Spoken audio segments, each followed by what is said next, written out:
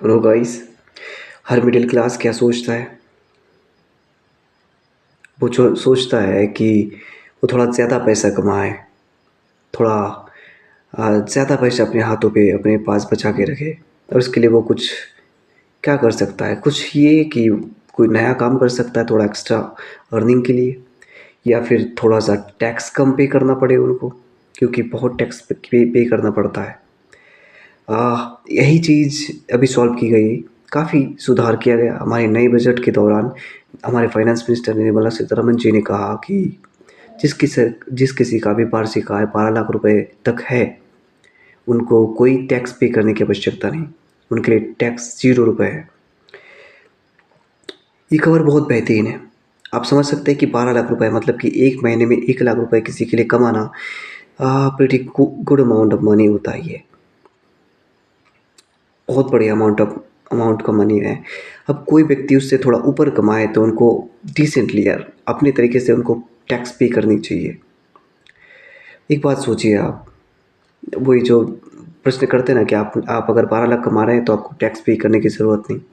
अगर आप 12 लाख से थोड़ा ज़्यादा कमा रहे हैं तो आपको फिर भरपूर वही 15% का टैक्स देना पड़ेगा।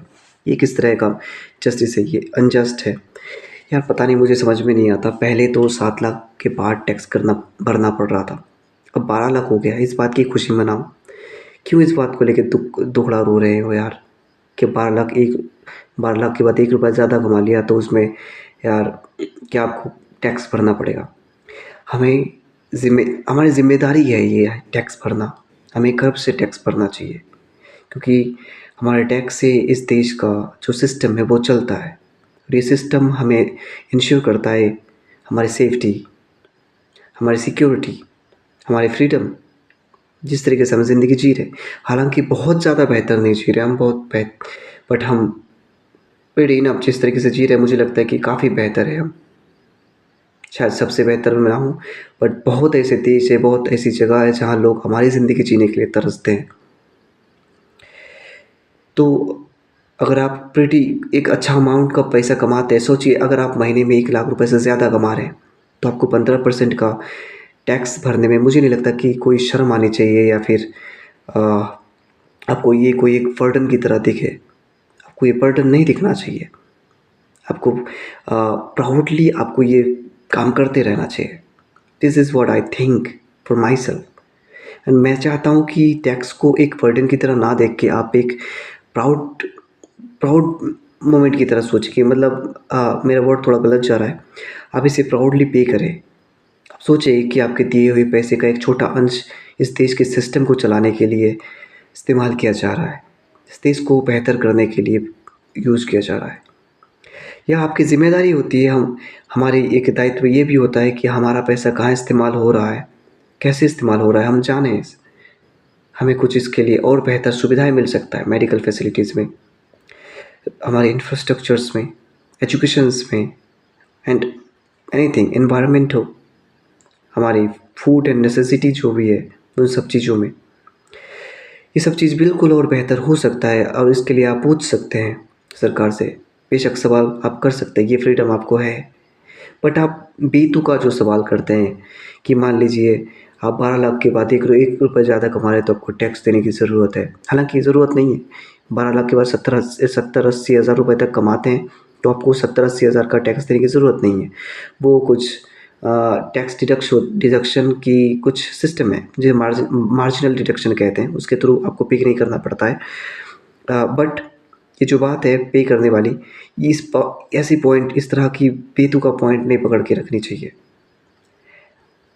आ, एक अजीब सी पोस्ट देखा था मैंने कि मान लीजिए एक परिवार में पति और पत्नी मिलके मतलब कि दोनों की आय 12-12 लाख करके हैं, यानी कि 24 लाख रुपए वो कमाते हैं, तो उनको 0 रुपये टैक्स पे करना पड़ता है।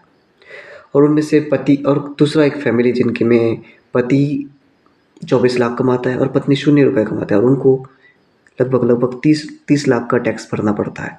I mean I am sorry, 30% का टैक्स भरना पड़ता है। वो बोल रहे कि ये कौन सी बात हुई। देखिए ऐसे ऐसा कुछ सिस्टम है कुछ देशों में, बट हमारे यहाँ पे नहीं है। अमेरिकन में भी है, अमेरिका में है इस तरह के नियम। वहाँ पे वो चाहे तो पति पत्नी अपना टैक्स एक साथ मिला के पे करें या फिर इंडिविजुअली पे करें, ये उनका तो कुछ अलग नियम है, ये थोड़ा पेचीदा होता है, उतना पेचीदे मामले में घुसना सही नहीं है। बट हमारे यहाँ इस तरह का कोई नियम नहीं है कि आपकी पूरे परिवार में आप अपने जो टैक्स होता है वो आप मिला-जुला के भरें या फिर इंडिविजुअली आप टैक्स भरें। हमारे यहाँ जैसा नियम है, उसके हिसाब से आपको इस ये काम करना पड़ेगा। हालाँकि हम ये कर सकते हैं कि हमारे यहाँ पे भी वैसा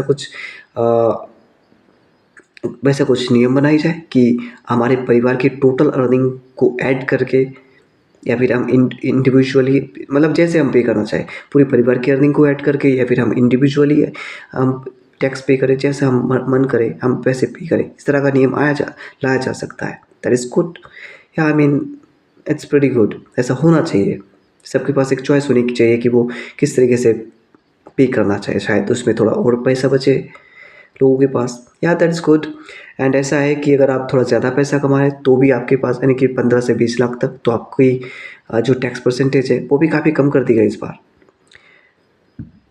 हमें इस बात के लिए खुशियाँ मनानी चाहिए, हमें खुश होना चाहिए और हमें एक बेहतर फ्यूचर की ओर मूव करना चाहिए मेरे ख़्याल से।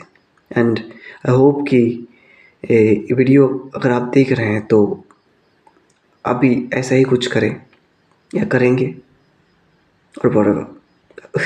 वैसे कुछ लोग होते हैं जिनका दुखड़ा कभी ख़त्म नहीं होता।